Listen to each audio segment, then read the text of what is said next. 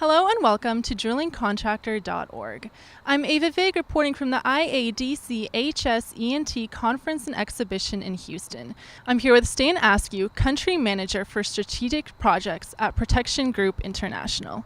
Stan, thank you so much for joining us today. Thank you. I appreciate you having me here today.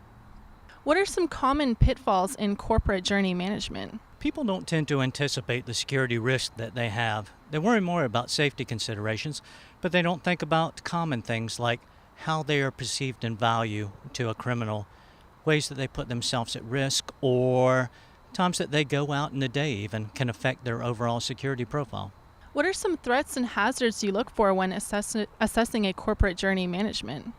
The biggest part is their area that they're going to, where they're going to be operating, because specifically that's what we need to look at. We don't need to look at a country, but where you're going to be. If you're only going to be going from the airport to the hotel, then I don't need to be worried about an entire city.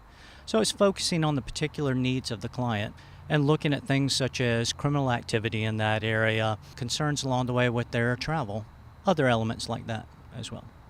And how can companies train their staff to make smart decisions about their personal security? The biggest thing they need to do is have an actual conversation.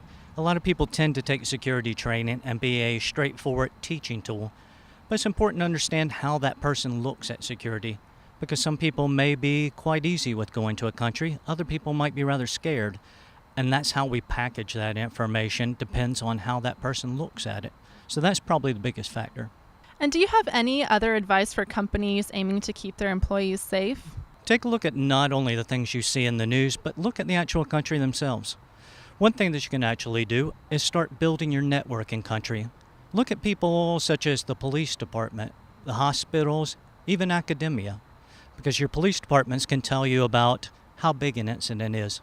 Your hospitals can tell you how well that country can respond to that incident. And lately, a lot of the security threats have come from college campuses, protest activities, Arab Spring. Understanding how that environment is starting to sizzle and go from a simmer to a boil can help you prepare your folks for instances that might happen.